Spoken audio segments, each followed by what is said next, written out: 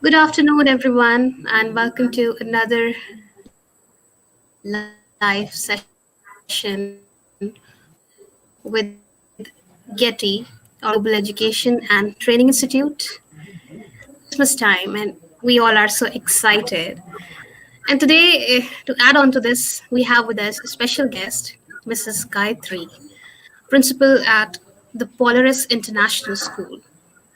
Mrs. Gayathri has to her credit MSc in Chemistry and B.Ed. She has served as a high school teacher for 8 years in many reputed schools and was promoted as vice principal as a recognition of her hard work and dedication. And now, Ma'am Gayatri is the founder principal of the Polaris International School, Bengaluru. She has been awarded by National School Awards 2020 for commendable contribution in changing education system, and under her able leadership, the Polaris International School has received awards like the Progressive School for Creative Learning by ELTRO and Most Progressive School of 2020 by National School Awards. She has also organized various events and has trained students and teachers on various topics. And today she will be talking about the importance of extracurricular and co-curricular activities for future. So a very warm welcome to you, ma'am. And without waiting, let's start with the session. Over to you. Thank you, Ms. Preena. Hello and namaste to the talented and versatile audience who are a part of this session.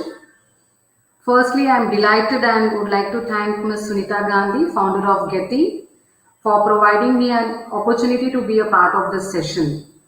So my today's topic for the session will be importance of co-curricular activities and extracurricular activities for future, and how it shapes the minds of the next generation of students, inspire leaders of today for a disruptive change in education.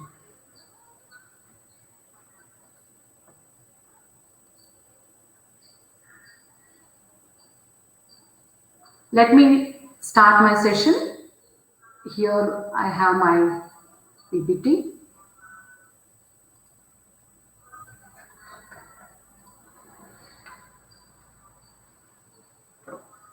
Yes.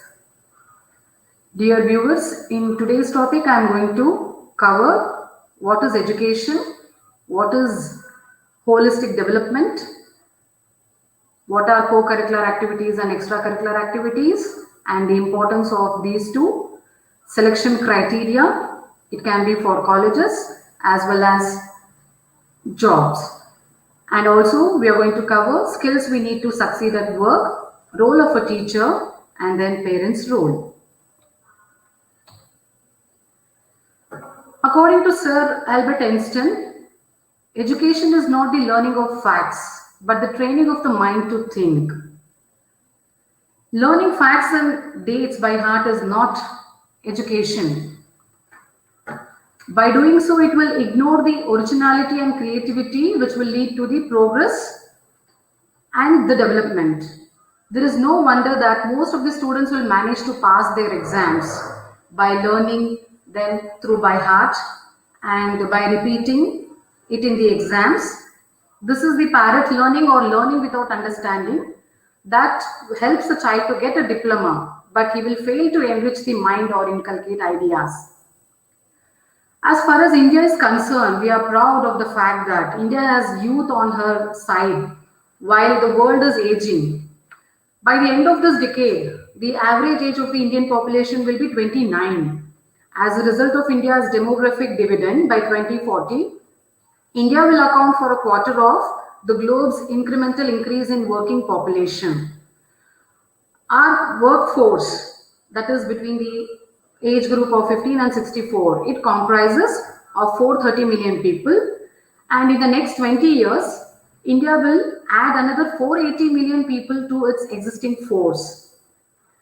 So widespread availability of this quality education is important to convert this graphic dividend into a valuable economic resource, and also to harness the latest potential of our human capital.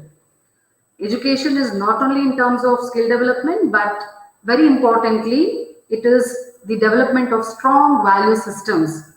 On the flip side, we as a society fail to remove the disparities in the availability and quality of educational opportunities. So this can easily turn into a nightmarish threat of delusioned and frustrated youth, fueling social and political unrest. So there is one more saying given by Madam Maria Montessori. Education cannot be effective unless it helps the child to open up himself to life. So what ma'am has said in the early part of the last century is more relevant today in the 21st century, because the academic excellence alone can no longer assure the success and happiness in life and career.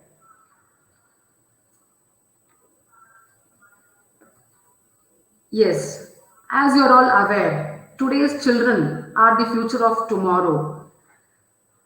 How do we know a child as? Actually, children are powerful, curious, beautiful, competent, ambitious, creative, full of potential. They are researchers and protagonists. And we are all aware that every child is unique. He or she has her unique personality traits, interests, preferences, values, attitudes, strengths, and weaknesses. The educational curriculum must be able to help every child find his or her unique place in the world.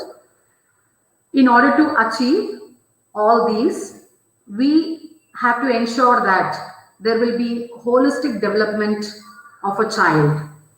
So I will not stress more on this holistic development, dear viewers. I would like to only touch this and let us all know about the importance of this holistic development. So holistic development is through education that has to happen from the early stage of child's life, which is very important, and it actually means development of intellectual, mental, physical, emotional and social abilities in a child, so that he or she is capable of facing the demands and challenges of everyday life. So these are very important for success in professional fields of work. I would like to stress on this.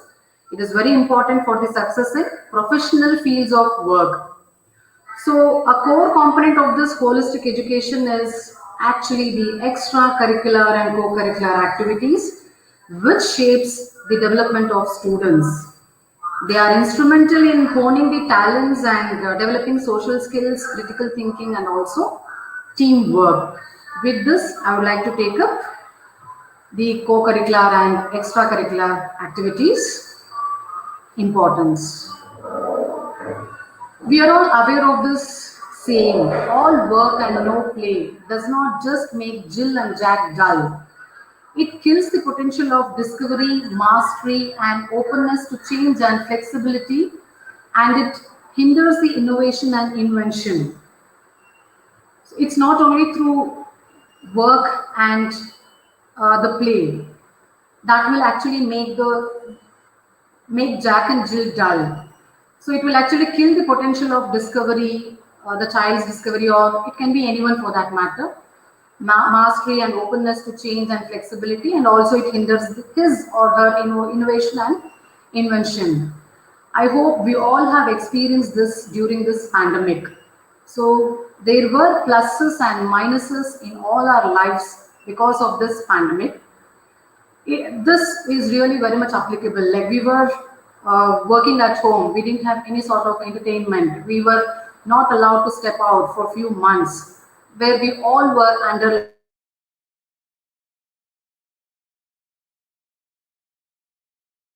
Knowing only how to work is not sufficient. So we have to develop the skill, that is, we have to have some extra activities for ourselves, so that will teach us a lesson, or it will help us to be very strong and make us face the challenges in a better way. So here most of They might have lost their lives,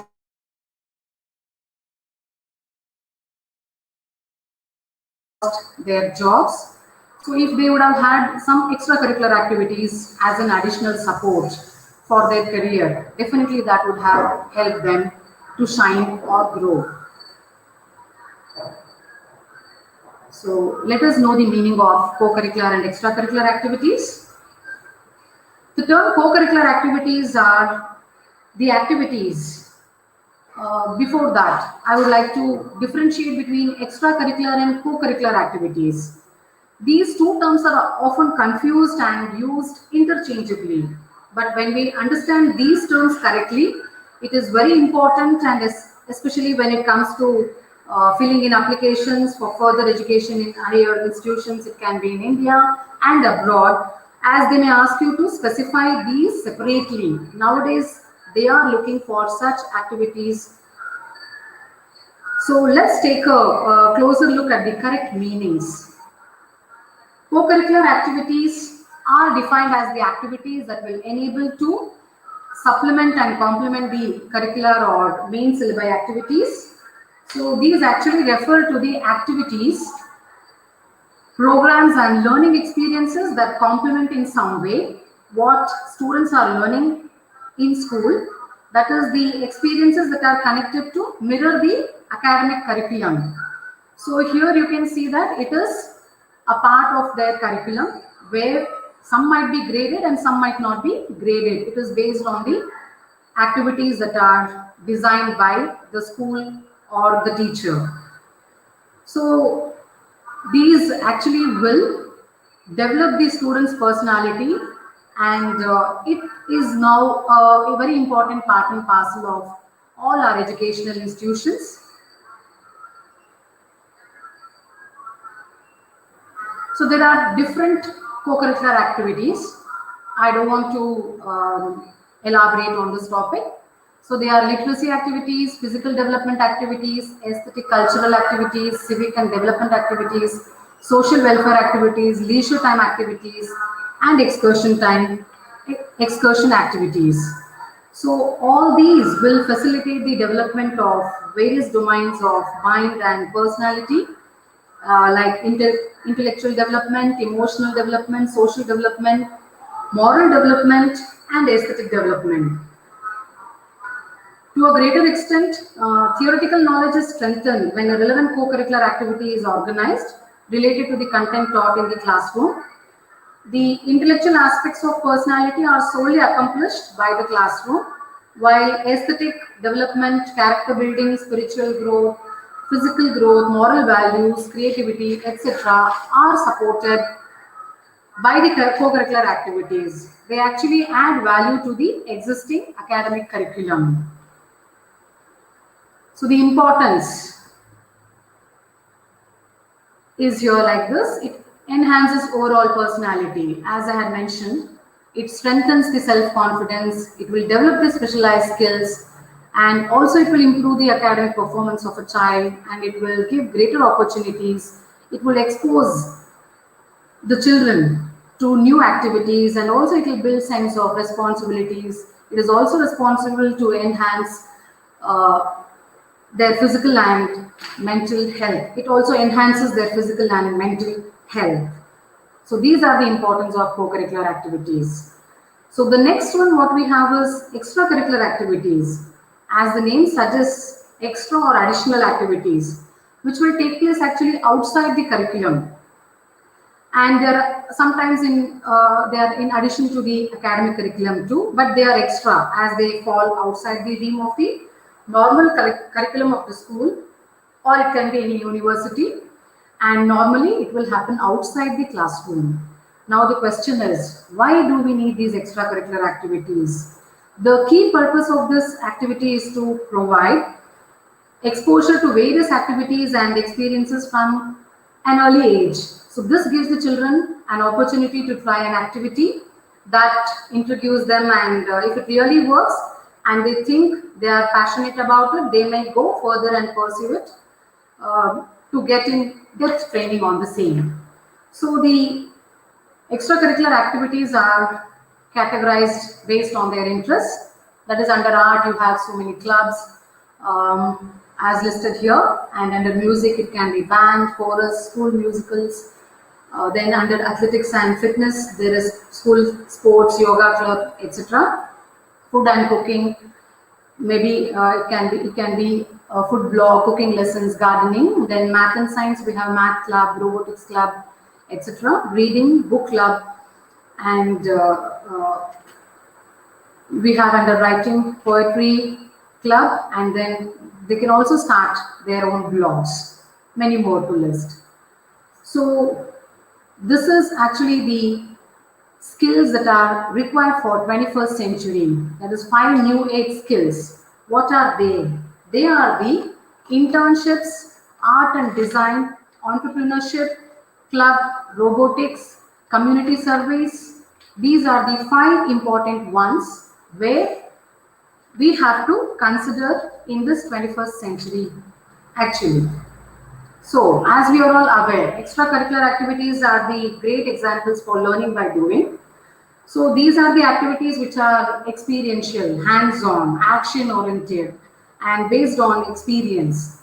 So, the action can be here exposed into 3 parts. One is act of doing and the experience they receive while doing it, and what they learn and accumulate from their experience. So, these are actually the 21st century skills that everyone has to consider. So let me start with internships. What is this internship? In simple words or in simple terms, it is actually the apprenticeship, where it is a period of time during which a student, a newly qualified professional or a recent graduate gets practical experience in a job. So this is being taken up in the graduation. Actually, why can't we introduce the same in our lower classes, that is in the high school especially? So children will get exposed, they will get to know the difficulties and they can understand life also better. Internships will really offer us an amazing opportunity to develop domain knowledge, or they can also get expertise in their area of interest, and they will also strengthen their resume. And they will have lot of options on this. It can be both offline and online too, where that will add feathers actually to their caps. So the next one what we have is art and design. So art and design, we all have seen most of our kids are interested in drawing, painting, and now they are just slowly moving to the video games, many more. So we are all aware that most of our kids love comics, and they also have their own superheroes, and they also wanted to make their own characters. So now it is the time for them to dirty their hands with some art and design. They can join any digital arts club to learn this digital skills like animation, video game designing, then filmmaking, and many more. But now there is a huge demand for the digital savvy people who are competent with using various tools. It can be so many, like they have Adobe Spark and Powtoon, like this many more. And nowadays there are some colleges which are offering these courses too. The next one is entrepreneurship club. If we have a very good vision, if we are innovative, creative, then this club will be the right place for us to explore. So the colleges and the schools will actually give the opportunity for the students to learn from their failures. So this actually will help them continue to face the challenges and learn and come out with new ideas and innovations. Um, we have to guide and counsel the students during this phase where they can be the future leaders. And one more thing is why we have to introduce this. It is to promote their learning, and also they can create a business network from this, and they will mainly learn how to work through failure in a low stakes environment. So they will be able to receive receive the critics and also accept the failures. So they will get ready to plan in a better way. They will be prepared for that, and there won't be any loss of lives with this. The next one, what we have is robotics. It is one of the most growing fields across the world, and more jobs are now focusing on robotics and automation. As you're all aware of this national education policy, where there are a lot many changes that are brought in. So we have to introduce skill-based courses right from grade 6 onwards, and also we have to take up artificial intelligence, and art integration also is now added up to the curriculum. So it also depends on the knowledge and interest of the child in robotics. That will definitely help them to foster their problem solving skills and strengthen their STEM skills, that is science, technology, engineering and mathematics skills. They will also learn teamwork, and they will hone their decision making skills too.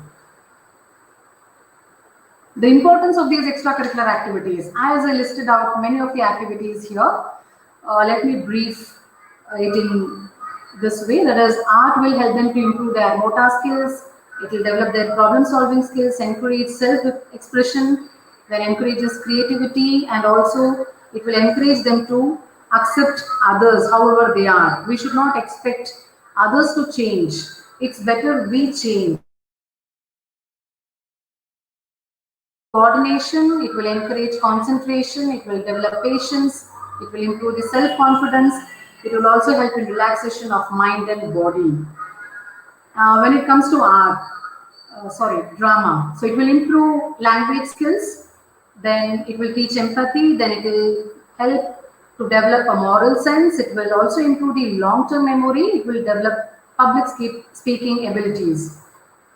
If it is environmental education, most of the students love nature, so they would like to explore the nature. So some might be interested in gardening to take care of the surroundings, so they are interested. So by doing so, they will improve their social awareness, and they will improve their reading abilities, and they will encourage sustainable life choices, and also encourage creativity.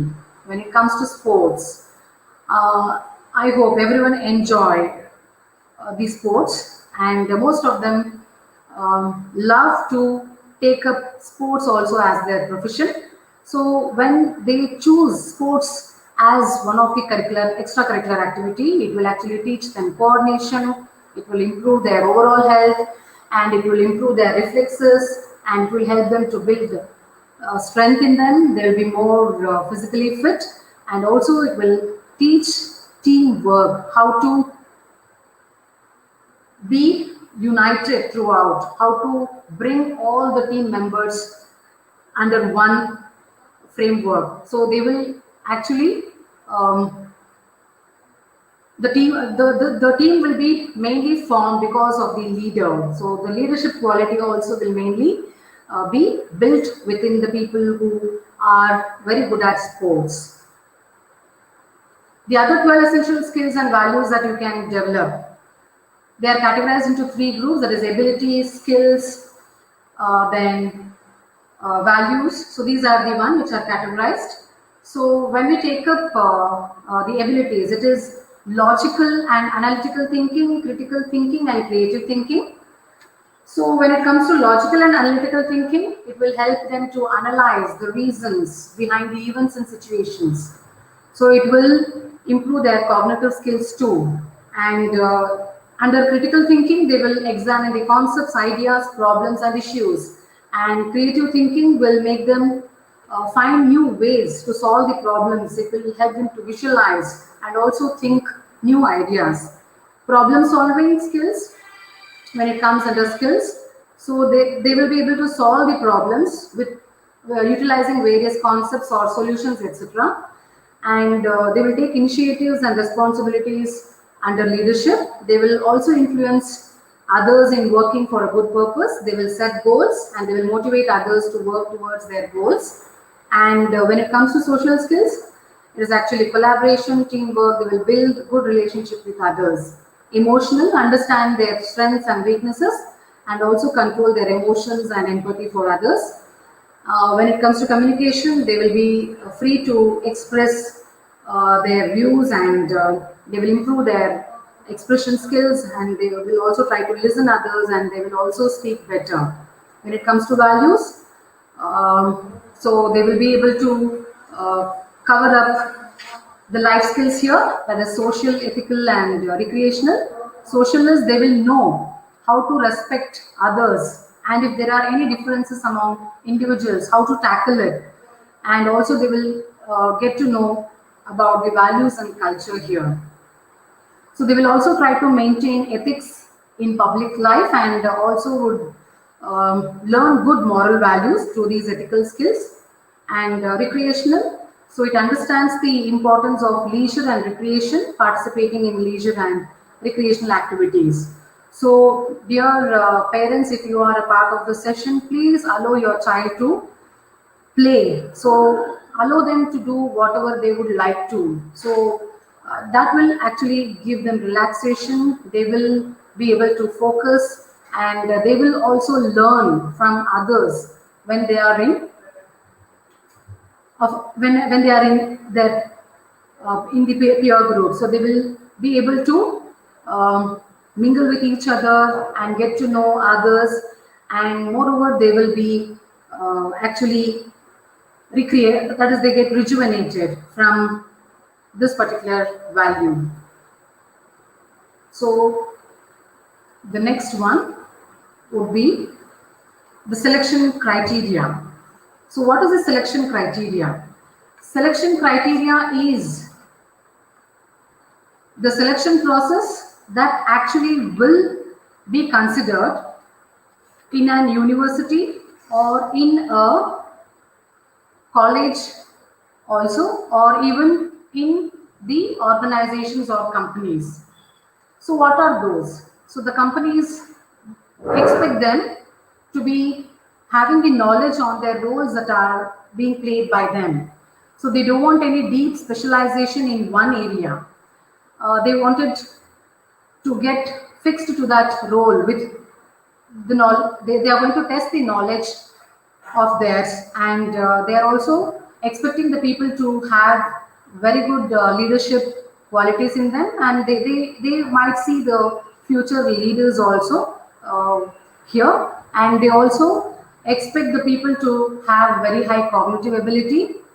So they have to improve their thinking skills, and they have to develop reading habits, and also they have to deliver well their ideas. So they look for this cognitive ability, and they also look for people with grit, that is they want people who will encourage and resolve the issues that comes up, and they look for the people with diversity.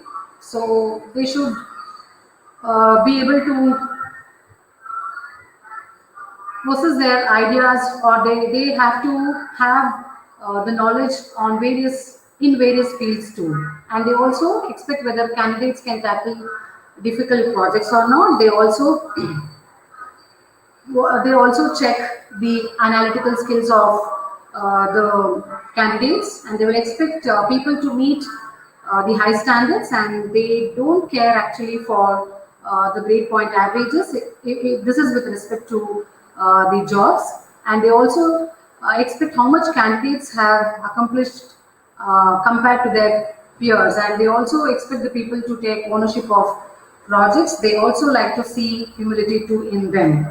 So when it is with respect to the colleges, so there they look for when a child or when a student is going to pursue his higher education, it can be in some of the top colleges, and also if it is abroad. So they look for these actually, that is college, like college entrances will be mainly based on you might have seen in the application that is being mentioned, the child or the student has got what type of curricular, co-curricular activities or extracurricular activities. So they actually look for that, and they also would check have they participated in any of the events, have they taken up any projects, then They also will check their self-confidence and what they have contributed to society is also looked into, and even social interaction is also considered here. So these extracurricular activities will help children to get all these criteria. Next, let us see the 12 most important skills you need to succeed at work. So, after completion of their studies, definitely they have to be placed. So, here when they are into a firm, when they start to work, these skills they have to consider actually. That are the learnability, agility, resilience, collaboration, verbal communication, written communication, empathy, and then problem solving, leadership, negotiation, technology. So these are the one. So learnability is uh, we have to this has to be considered the most important 21st century skill you will need to succeed. According to Alvin Toffler, the illiterate of the 21st century will not be those who cannot read and write, but those who cannot learn, unlearn, and relearn. That's because in an environment where new skills will emerge as fast as others will fade, and success is less about what you already know and more about adapting your skills by growing and expanding your knowledge base. So you can use new information and skills to respond to whatever is happening. So that is what is learnability. Next one is resilience. Setbacks and failures are a part of life, but how you choose to deal with those roadblocks is what is critical to your success. It is the ability to bounce back in the face of obstacles and failures. When you are resilient, you don't focus on the ups and downs. So instead, you stay focused on your long term goals and you never lose confidence in your ability to prevail. By helping you face challenges and difficulties, this resilience will also enable you to handle stress more positively. Next, we'll move on to agility. It is as the work landscape shifts. So, learning to be agile is a critical skill. So, as yesterday's solution, that is ability to move quickly and easily. They should not get stuck on one particular thing. So they have to keep move on. So learning to be agile is a critical skill as yesterday's solution do not solve tomorrow's problems. At the heart of being agile is shifting gears when the context calls for it and responding accordingly to the need of your workplace. It can be your claims or even industry trends. So I hope you are all aware of this collaboration, then verbal communication, written communication, then you have empathy, then problem solving skills, and also you have negotiation, then technology. So these are the one that you have to consider as the important skills when you start working. So I have explained about the co-curricular activities, extracurricular activities, their importance, and many more. So now it is the role of a teacher that is very important for a child to choose an extracurricular or co-curricular activity. So the teacher has to be a very good planner here, and she has to set up a very good plan so that will help the child to learn the skills better. And the teacher also has to provide more and more opportunity for the child to explore their ideas, and the teacher has to give the activities in an innovative way. She should be an innovator, and she also has to be a good organizer. She has to organize things well where the child will learn from her or from the teacher. So they also have to act as directors, recorders, evaluators, managers, decision makers, advisors, motivators, communicators, and also coordinators. So she has to play a multitasking role here too. So these are the roles of a teacher where the child might get influenced and choose the activity. Yes. So now, a child alone cannot decide. A child alone cannot take a decision on the extracurricular activity. So the child needs the uh, support or guidance. It can be from a teacher or the people around them, and also parents play a very important role here. So, so they should know, they should establish the selection criteria. So a child will be interested in so many activities. So a child would like to do so many things. Like the child might like one sport, he might be good at speaking, he might be good at swimming. So he will actually a child will have all these qualities. He will have all these skills. So it is for the parent or the teacher to identify their interest and select their the expert the select their potential. They have to extract from them based on their potential. So children also have to um, the children have to also be considered here while selecting. Some might have health issues. Sorry. Some might have health issues, so we have to give them the areas or the activities where they can take it up. We should not force them. And the next one is discuss. We should ask our children to um, discuss with them, let them express their feelings or their views on that particular activity. So they can list out the number of activities where they are interested, and they also have to match um, with their ability, and let them not fear. So they have to discuss the activities that they would like to take it up. And next one is it has to get matched with their interests too. Where is that fitting their lifestyle or not? So here also we have to pick up few activities, and if they insist on one particular activity that does not match, you don't fight with them. You just allow them to do the research here on the same. You ask them to explore or involve, and give them some time for them to pick it up. So you allow them to explore. You give them an opportunity. Don't block them. If you do so, uh, if he is a teenager, he will not be in a position to accept it. So he will also sometimes go into depression.